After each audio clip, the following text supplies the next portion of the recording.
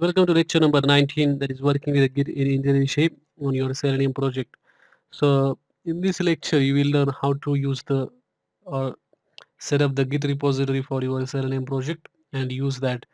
So this Git is really a very popular version control system, and that is widely used across the world in software projects. So that will definitely add value to your resume if you learn Git.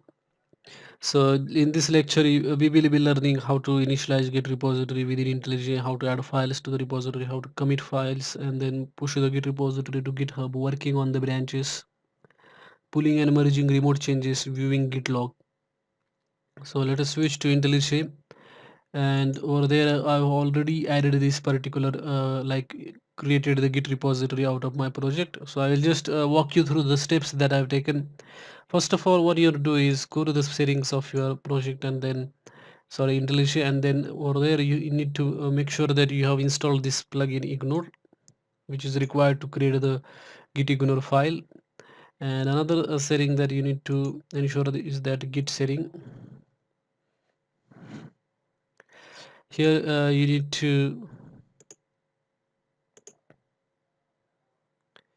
specify this GitHub credentials if you want to work with GitHub, and if you want to, here you can also specify the git exe file path, so that IntelliJ will know like from where to execute the git commands.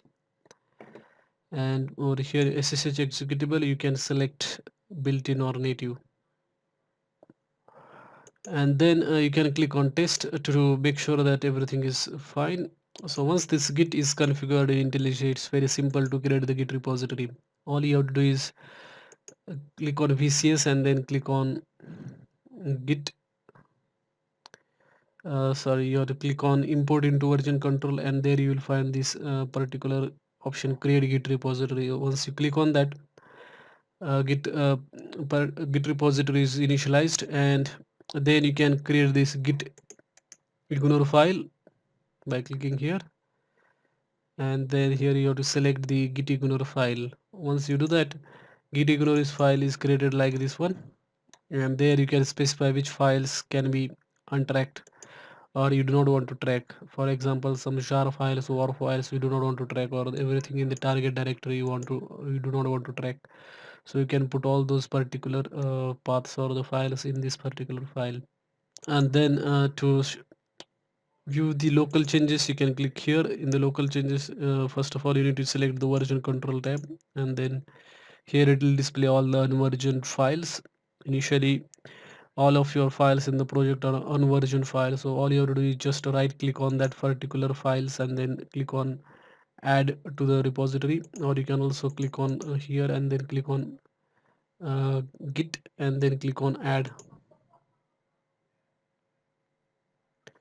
So like that you can put all the files in the git repository. Once you are done with that, to commit the changes, what you have to do is press Ctrl K, and then here you will see all the files. Then you can give the commit message here and then click on commit, so the commit will be made.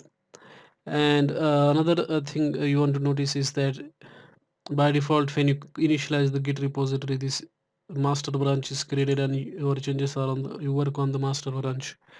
But if you want to create another branch, you can click on this new branch button and then click new create a new branch.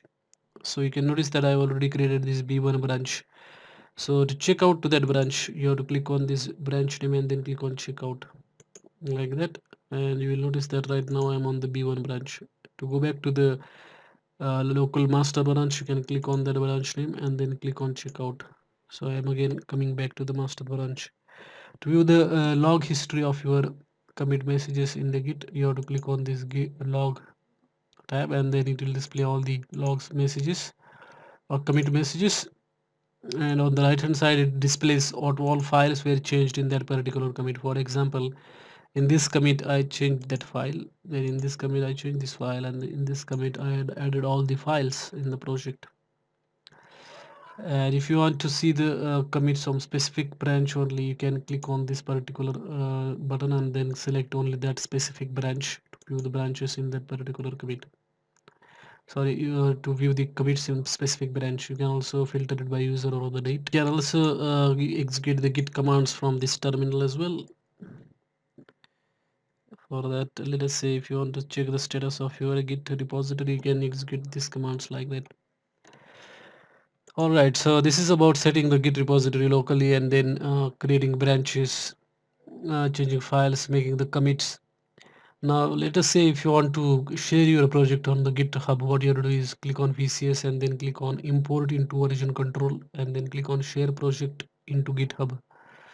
So once you do that, you will have to provide the credentials for the GitHub, and then your project will be shared on the GitHub. I have already shared this project on GitHub, and you will notice that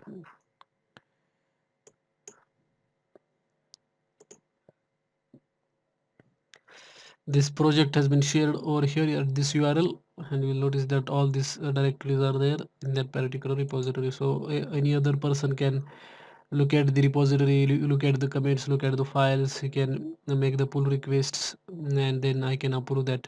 So it is possible for the like multiple people can work on the that particular project. So that is how you can like initialize the repository, add files to repository, commit files to the repository using Control K shortcut key. You can push repository on the GitHub. You can work on the branches. Now let us say somebody else remotely makes changes to the repository, GitHub repository, and then you want to pull those changes.